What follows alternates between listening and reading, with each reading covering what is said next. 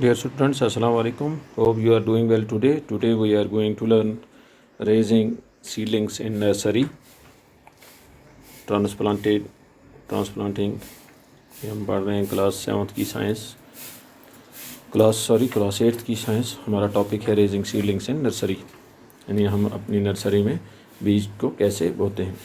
In the cultivation of paddy and many vegetables, जैसे आप देखते हैं हम धान की फसल जिसको या और जो सब्जियां हैं, the seeds are first sown, पहले बीजों को ज़मीन में बोया जाता है यानी nursery bed under the great care of the farmer so that they are not damaged and only after the certain stage they are transfer to the main field. जैसे आप देखते हैं हमारी पैडी फील्ड है, हम पहले उसकी वो सीडलिंग्स लगाते हैं अपने इस खेतों में तो वो बीज बो के फिर जब हम इसकी ज़मीन तैयार कर लेते हैं उसके बाद उनको वहाँ से निकाल के फिर ट्रांसप्लांट करते हैं। तो या हम अपने वेजिटेबल्स हैं, आप देख सकते हैं जैसे मिर्ची होती है या और कुछ होते हैं प्लांट्स, पहले उनकी सीडलिंग बनाते हैं फिर उन सीडलिंग्स को निकाल के ट्रांसप्लांट करते हैं थोड़ा गैप दे के। यहाँ पे जैसे ट्रांसप्लांटिंग आप देख रहे हैं, the practice of taking the seedlings from the nursery to the main field is known as transplanting. और ट्रांसप्लांटिंग किसको कहते हैं? वो प्रैक्टिस जिसमें आप सीडलिंग्स को नर्सरी से उन क्यारी से निकाल के मेन फील्ड में लगाते हो, उसको ट्रांसप्लांटिंग कहते हैं। Transplanting allows better penetration in roots in the soil. Transplanting से क्या होता है, ये जो सीडलिंग होते हैं इसको अच्छी तरह ज़मीन में इसके रूट्स को डाला जाता है एंड बेटर शूट डेवलपमेंट, फिर वहाँ पे शूट डेवलपमेंट होती है क्योंकि वहाँ पे ऑक्सीजन सप्लाई होती है। Transplanting is a common practice, ये एक आम प्रैक्टिस है राइस चावल में एंड मैनी वेजिटेबल्स और सब्जियों में। बिफोर ट्रांसप्लांटिंग करने से पहले the main field is appropriately ploughed, उसको अच्छी तरह हल से जोता जाता है एंड मैनोर्ड खादें डाली जाती हैं। During the transplanting proper distance is kept between plants and rows to enable the plants to receive sufficient sunlight and water. फिर उनको बीच में गैप दे के डिस्टेंस दे के लगाया जाता है उसकी प्लांट्स को, सीडलिंग को, ताकि अच्छी तरह उनके ऊपर सूरज की रोशनी पड़ सके, पानी मिले, हवा मिले। फॉर पैडी, जो हमारी धान है राइस की field, the main field is also flooded with water, फिर उसको पानी में पूरा फ्लड किया जाता है। आप देखते हैं सुबह पानी लगाते हैं ताकि सूखा ना रह जाए। Seeds should be sown at a proper depth in the soil, एक खास डिप्थ लेके इनको ज़मीन में लगाया जाता है। एक्टिविटी, टेक 3 अर्थन पॉट्स, अब 3 मिट्टी के बर्तन ले लो, containing the same amounts of soil, उनमें बराबर मिट्टी डालो। Label the pots A B C, so 5 bean seeds at a depth of 2 centimetre in a pot A. अब बीन के सीड ले लो, ए में 2 सेंटीमीटर डाल दो नीचे। So the 5 beans seeds at depth of 5 centimetre and pot B में वही बीज जो है 5 सेंटीमीटर नीचे डाल दो and 5 seeds at a depth of 10 centimetre and pot C में आप उसको 10 सेंटीमीटर नीचे डाल दो। Water all the 3 pots regularly, उन तीनों को आप पानी दे दो वंस ए डे, दिन में एक बार, with equal quantity of water for a few days, कुछ दिनों तक। Observe the saplings in the pots at a frequent intervals. What do you observe, तुम देखते हो यहाँ पे कि जो पॉट भी है उसमें ग्रोथ अच्छी हो रही है क्योंकि उसकी एक ठीक डिप्थ है। अब ज़्यादा आप लगाएंगे तो वो फिर ग्रो नहीं कर पाएंगे, ऊपर लगाएंगे तो वो भी ग्रो नहीं कर पाएंगे।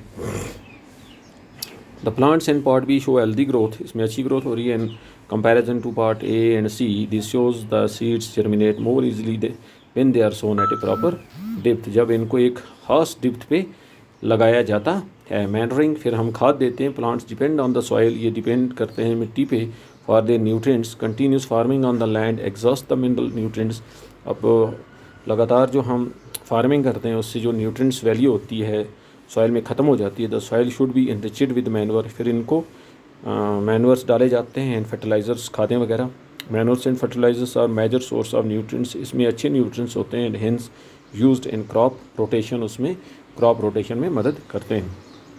मैनवर्स क्या होते हैं? ऑर्गेनिक मटेरियल, ये ऑर्गेनिक मटेरियल होते हैं which supply all the elements a plant needed, जो भी एक पौधे को ज़रूरत है वो सब एलिमेंट्स इसको देते हैं इन स्मॉल अमाउंट।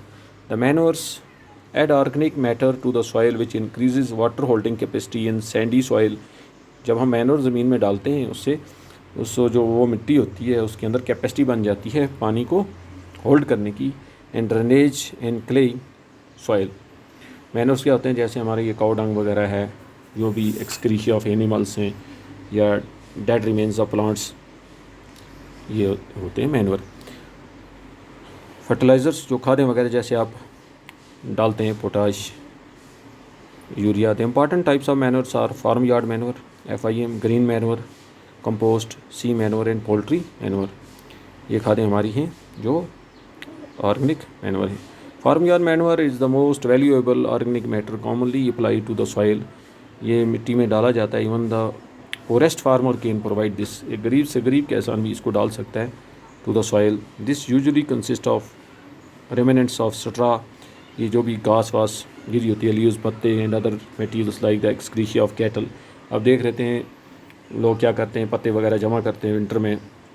ये एक्सक्रीशिया ऑफ कैटल्स होता है, मवेशियों का जो भी उनका जैसे काउडंग है, ये वाला जमा करके रखते हैं फिर डालते हैं। The practice of turning of ploughing of green plants into the soil for the purpose of improving physical structure as well as soil fertility is called green मैनरिंग।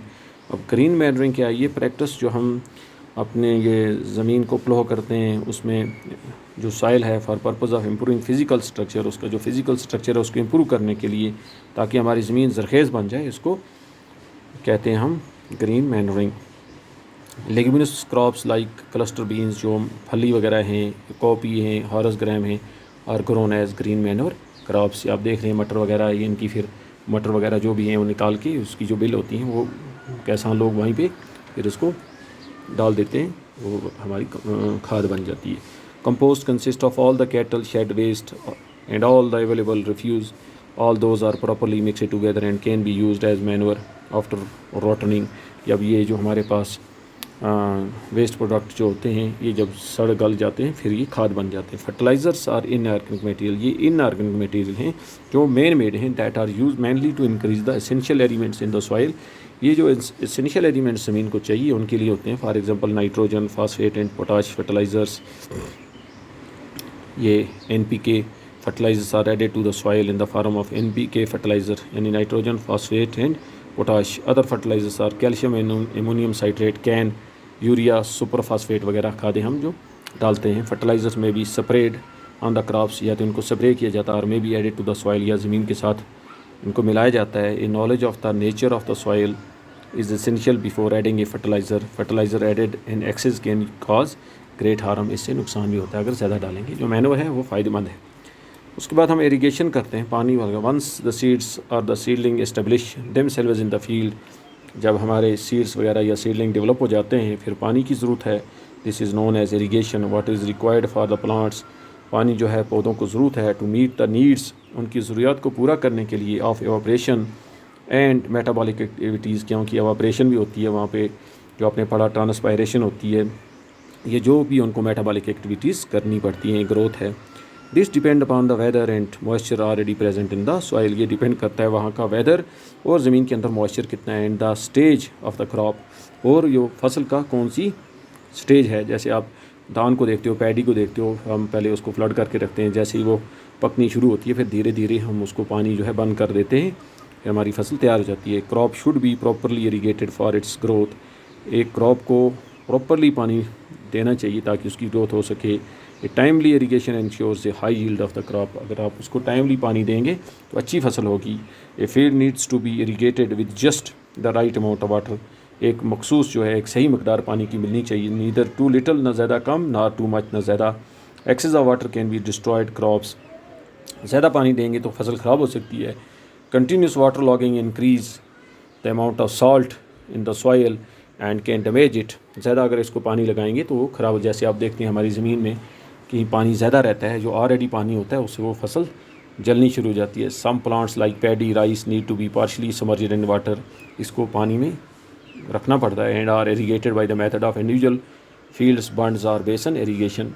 Access water can be drained off into the streams. ये तो फिर ज़्यादा पानी हो गया, उसको फिर निकालना पड़ता है। रिविलेट्स थोड़े थोड़े वो कट दे के, and reverse by the providing suitable outlets. Drains are built to help the surplus water reach these streams more quickly.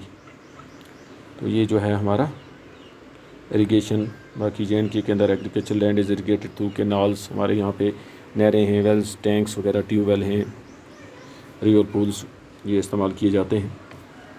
Hope आपने अंडरस्टैंड किया होगा। बाकी